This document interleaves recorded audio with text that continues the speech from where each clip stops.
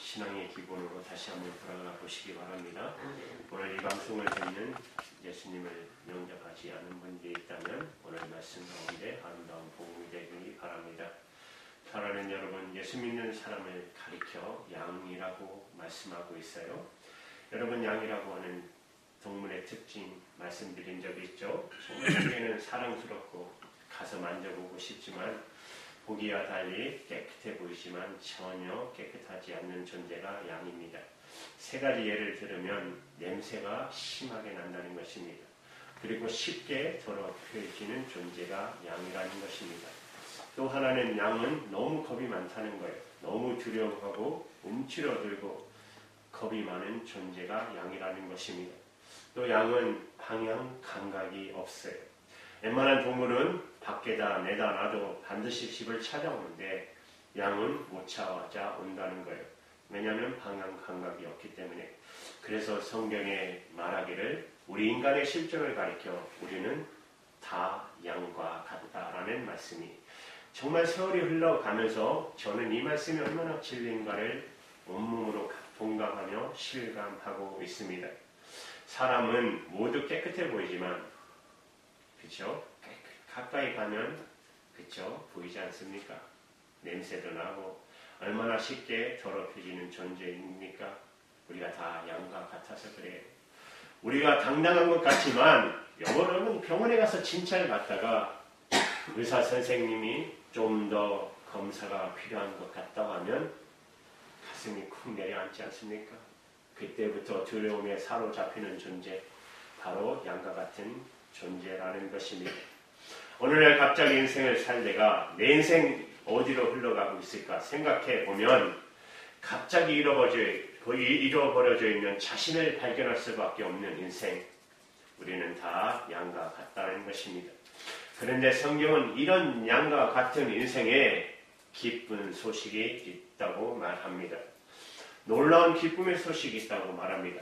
우리는 성경의 진리를 단순히 진리라고 말하지 않고 복음이라고 말합니다. 기쁜 소식이라고 말합니다. 왜 그럴까요? 그것은 바로 양과 같은 인생에게 창조자이신 하나님이 그리고 인류를 구원하는 구원자 예수님이 친히 우리의 목자가 되어주겠다라는 소식입니다. 그래서 복음인 것입니다. 생각해 보세요. 만약 목자가 양 곁에 있으면 더럽혀진 양을 씻어주지 않겠습니까?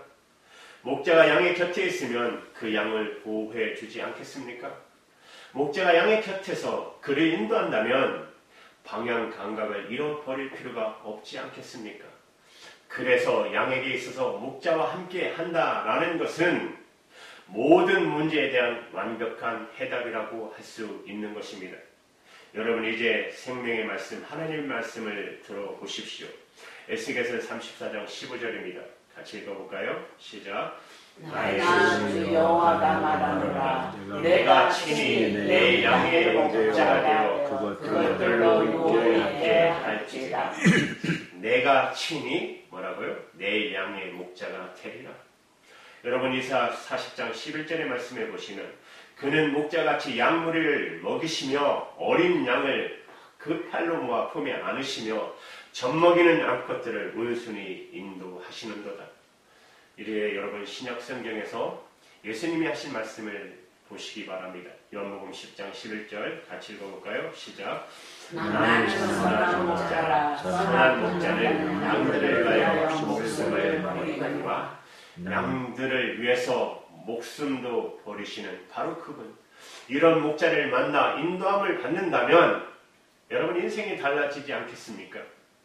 그런데 이런 목자의 인도함을 받는 놀라운 삶을 살기 위해서는 우리 편에서 해야 할 일은 무엇이 있을까요? 그것이 바로 본문의 말씀의 스토리인 것입니다.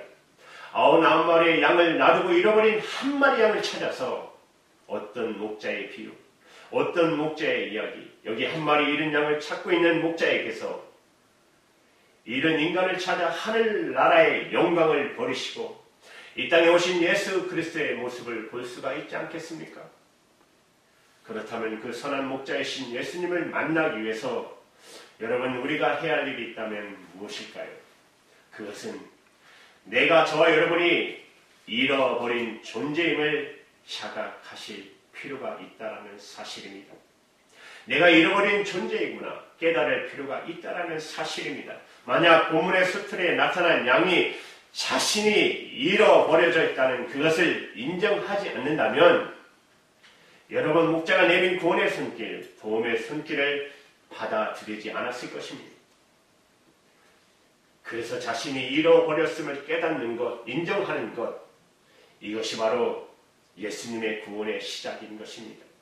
그렇다면 도대체 우리가 무엇을 잃어버렸다는 말일까요? 여러분 사회적으로 웬만큼 성취할 수도 있고 그렇잖아요. 우리가 누릴 수도 있잖아요. 그거와 상관없이 여러분이 하나님을, 예수님을 제대로 알지 못한다면 여러분은 아직도 잃어버려 있는 존재라는 거 아십니까? 성경이 이렇게 말씀하고 있어요. 무엇을 잃었다는 말입니까? 한마디로 말하면 하나님과의 관계를 잃어버렸다는 거예요. 창조주 하나님, 그 하나님과의 관계가 상실되어 버리고 잃어버려졌다는 거예요. 만약 하나님과의 관계가 단절되면, 그 관계를 상실하고 산다면 하나님이 주시는 돈, 하나님이 내리시는 은혜, 하나님이 내리시는 축복을 어떻게 받을 수 있겠습니까? 사랑하는 여러분, 그것은 인생에서 가장 커다란 손실일 것입니다. 우리는 사회적 어떤 성공으로 보상될 수 없는 손실인 것입니다.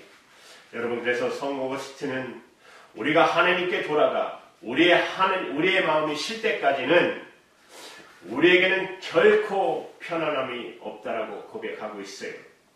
그렇다면 사랑하는 여러분, 우리가 해야 할 일은 뭘까요? 겸손히 나의 잃어버려졌음을 인정하시는 것입니다. 그분의 도우심을 구하시면 되는 것입니다. 그렇습니다. 자신이 잃어버려졌음을, 자신의 방황을, 자신의 무지를 인정하는 것, 그리고 도움을 구하는 것, 그것이 바로 새로운 삶의 신앙으로 들어가는 하나님의 은혜의 구원의 체험이 되는 것입니다. 중요한 여러분 전제 조건이 바로 이것입니다. 그래서 이제 하나님의 도움을 받기 위해서는 마음이 겸손해지시기 바랍니다. 이 마음이 겸손해지는 점, 그것을 가리켜 기독교길에서는 독특한 단어를 쓰는데 마음이 깨진다, 이런 말 들어보셨죠? 마음이 깨진다, broken heart. 마음이 깨져 겸손해져야 하나님이 내리시는 도움을 구한다는 거예요. 마음이 깨진 것은 그래서 좋은 거예요. 마음이 깨지 않으면 뭐가 깨져요? 인생이 깨져버려요. 내 마음이 깨어져서 낮아져서 겸손하게 저 하나님 도와주세요. 그러면 하나님의 도움심이 입혀지는 것입니다. 하나님과의 관계가 시작되는 것입니다. 인생이 다시 살아나는 것입니다. 이것이 바로 하나님의 은혜의 구원의 시작인 것입니다. 어떻게 우리가 구원의 은혜를 입을 수 있어요? 말씀드렸죠. 자신의 잃어버렸음을 인정하시라는 거예요. 두 번째는 이제 선한 목자이신 그분이 우리를 찾고 계심을 자각하시기를 바라는 것입니다. 그리고 신속하게 반응하셔야 되는 것입니다. 본문 4절에 보시면 어떤 사람으로 묘사되어 있는 어떤 목자가 잃은 양을 찾아요. 그 말씀을 한번 읽어볼까요? 4절 시작. 너희 중에 어떤 사람이 양이가 있는데 그 중에 하나를 잃으면 아무나를 두고 그 이름을 찾아주기까지 찾아다니지 아니하느냐. 어떤 단어가 가장 강조되고 있습니까? 반복되는 것, 찾아내는 것, 찾아다니지 아니하겠느냐. 그는 찾고 또 찾았어요.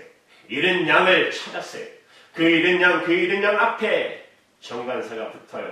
너라는 지정에서 그 양을 찾아요. 목자는 그 양을 찾을 때까지 포기하지 않았습니다. 그 양은 바로 저와 여러분입니다. 그것은 대체될 수 없는, 다른 누구도 대체될 수 없는 당신을 찾기까지 그 목자는 찾고 또 찾았어요. 그가 우리를 찾고 있는 증거, 그것은 다시 말하면 나에게 우리에게 예수 믿을 기회를 제공하신다는 사실입니다. 그 기회는 인생에서 여러 번 내 곁을 지나갑니다. 그것을 알아차리는 것이 중요합니다. 인생에서 어느 날 갑자기 경험하는 고통, 아픔, 어떤 자녀들의 고통, 이 고통을 통해서 그런 기회를 통해서 하나님 앞에 와야 한다. 하나님이 우리를 부르시는 하나님의 손짓을 발견하시기를 바랍니다. 그것이 바로 회개의 기회인 것입니다. 이때 이 땅의 대표적인 지성인이었던 이효령 선생님께서 예수를 믿으실 때 믿기 전에 있었던 사건입니다. 자신의 딸 미나 목사님이 그 딸의 질병과 싸우는 고통을 경험할 때 그 고통을 보면서 자신을 부르시는 하나님의 손길을 느끼기 시작했더라고 고백합니다. 좋은 간증집을 내시지 않았습니까? 지성에서 영성으로 많은 사람들에게 사랑을 받고 있지 않습니까? 그가 예수 믿기 전에 무신론자 시절에, 그러나 무신론자의 마지막 순간에 하나님의 손짓을 느끼기 시작한 그때 그분이 쓰셨던 고백입니다. 하나님, 당신의 제단에 꽃 한 송이 바친 적 없으니 절 기억하지 못하실 겁니다. 좀 더 가까이 가도 되겠습니까? 당신의 발끝을 가린 성스러운 옷자락을 때 묻은 손으로 조금 만져봐도 되겠습니까? 그리고 그곳으로 저 무지한 사람들의 가슴속을 풍금처럼 울리게 하는 아름다운 시 한 줄을 쓸 수 있도록 허락해 주시겠습니까? 하나님. 그리고 조금 더 시간이 흘러갔어요. 조금 더 구체적으로 그는 하나님의 손길을 보기 시작합니다. 그러면서 그가 주님 앞에 돌아오기 직전에 이런 고백을 합니다. 당신을 부르기 전에는 아무 소리 들리지 않았습니다. 당신을 부르기 전에는 아무 모습도 보이지 않았습니다. 하지만 이제 아닙니다. 어렴풋이 보이고 멀리에서 들려옵니다. 어둠의 벼랑 앞에서 내가 당신을 부르면 기척 없이 다가서시며 내가 거기 있었느냐? 내가 그동안 거기 있었느냐? 부르시는 그 목소리가 들립니다. 이 고백을 쓰신 그분은 이 고백 아래편에 그 고백을 쓰게 된 경험을 이렇게 설명해 적어놨습니다. 딸 미나에게 전화가 왔다. 긴 전화였다. 하나님의 이야기를 한다. 그 애가 행복하는 모습을 보면서 그동안 믿지 않았던 신의 은총을 생각해 본다. 무슨 힘이 미나를 저토록 다른 사람으로 만들었을까? 그 애가 아픈 병에서 나을 수 있다면 하나님을 믿겠다고 약속해 버렸다. 이효령 선생님을 찾아왔던 비슷한 손길, 기척이, 그런 기회의 기척이 내 삶의 마당에서 다가오는 것을 느끼지 않으십니까? 느꼈다면 놓치지 마시기 바랍니다. 서두르시기 바랍니다. 망설이지 마시고 응답을 준비하시기 바랍니다. 구원의 은혜를 경험하려면 여러분이 먼저 잃어버린 삶을 인정하시고 그리고 나를 찾아오는 그분의 인격척 앞에 바로 반응하시기 바랍니다. 세 번째로 그 목자와 더불어 시작되는 축제의 새삼을 기대해 보시라는 것입니다. 본문에 나타난 어떤 목자 이런 양을 찾아내지자마자 그 목자가 한 일이 무엇입니까? 5절 말씀을 보십시오. 또 찾은즉 즐거웠게 메고 너무너무 기뻐서 그 양을 찾아자마자 구덩이에 빠져 있을지도 몰랐어요. 더럽혀진 그 양을 그러나 기쁨으로 번쩍 웃게 메고 즐거워했다고 말씀하고 계십니다. 그 다음 절에 보시면 6절에 보시면 집으로 돌아옵니다. 친구들을 부릅니다. 이웃들을 초청합니다. 잔치가 시작됩니다. 그의 새로운 인생을 축제로 더불어 새롭게 시작하는 것입니다. 그런데 여기 목자가 양을 발견했을 때 그 어깨에다가 성경 원문에 보면 단수가 아니라 복수를 외웠어요. 한쪽 어깨로 맨 게 아니라 여러분 이렇게 양쪽으로 이렇게 메고 양손으로 다리를 붙든 것, 어깨를 짊어지고 이제 나는 너를 절대로 놓지 않아. 너는 나와 함께 가는 거야. 너는 이제 내 양이야. 여러분 이 모습을 상상해 보십시오. 이 양을 결코 놓칠 수 없는 목자의 결이 가득 찬 대목이 아닐까요? 여러분 성화 중에 보셨죠? 예수님이 어린 양을 어깨에 메고 꽉 잡고 있는 그림 보지 않았습니까?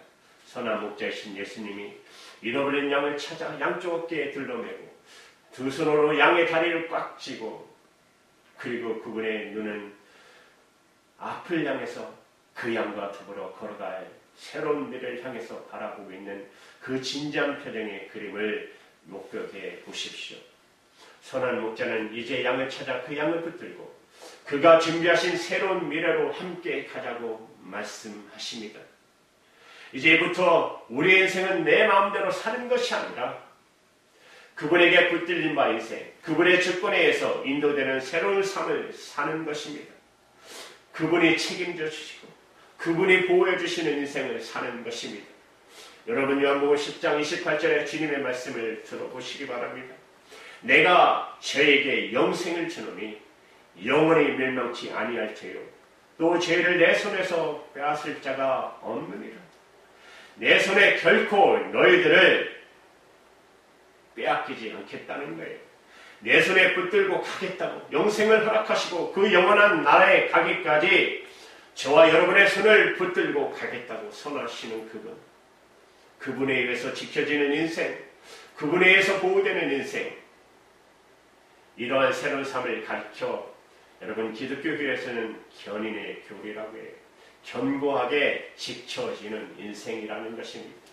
영원한 안전의 교리, 영원토록 안전하게 그분이 나를 붙드시고 그분이 나를 지켜주시고 그분이 나를 인도하는 삶을 약속하시는 것입니다. 사람 여러분, 이런 삶이 사모되지 않습니까? 이런 삶을 살고 싶지 않으십니까? 저는 목회자이기 때문에 많은 목회자들을 적잖게 만나게 됩니다. 나이 드신 목사님들을 보시면은 우리 교회도 많이 계셨지만 그분들이 하나같이 말씀하시는 것이 은퇴 걱정을 하시는 분들이 많이 계셨어요. 솔직히 사람인지라 목회자이기 때문에, 그죠? 그분도 걱정이 되죠. 웬만한 큰 교회 아니면 작은 교회 목회하시다가 은퇴하면 힘드시잖아요. 노후를 걱정하셔요. 저도 이제 이 나이가 되다 보니까 아직 죄송합니다. 아직 어리지만 장로님, 우리 권사님도 계시지만 이제 노후가 슬슬 그런 것도 걱정하게 돼요. 안 그렇겠습니까? 맨날 하는 게 그런 얘기, 어떻게 하면은 이렇게 노후를 잘 우리가 보낼 수 있을까? 저는 그렇게 생각해. 저는 제 믿음의 대상은 여러분 단순히 교회가 아니라 교회의 머리 대신 바로 교회의 주인 되시는 사람이 아닌 하나님, 예수님 그리스도는, 저는 그분을 믿는 것입니다. 그분이 내 인생을 책임져 주시지 않겠습니까? 우리가 돈이라는 우상 앞에 벌벌 떨지 말고 돈보다 더 크신 무지만물을 만드신 그분이 우리를 책임져 주시는데, 그깟 돈 조금 없다고 우리가 불편은 조금 하겠지만 우리 책임을 다 하나님께서 책임져 주실 줄로 저는 믿습니다. 그분이 저를 인도해 주신 것을 저는 믿는 것입니다. 정말 그래요. 그분이 책임져 주실 줄로 믿습니다. 사랑하는 여러분, 이런 인생이 사모되지 않습니까? 그렇습니다. 실로 그분이 붙들어주는 인생, 그분의 손안에 이끌림을 받는 인생, 그 인생을 한마디로 말하면 축제입니다. 잔치입니다. 물론 삶의 장에 여러 번 어려움도 있습니다. 고난도 있습니다.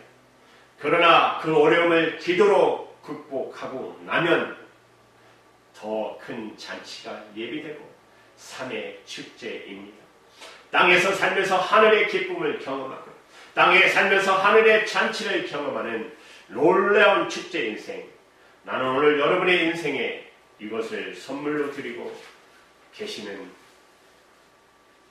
주님을 만나시기를 바랍니다. 이런 인생 우리에게 선물로 주고 싶어서 그분은 이 땅에 오신 것입니다.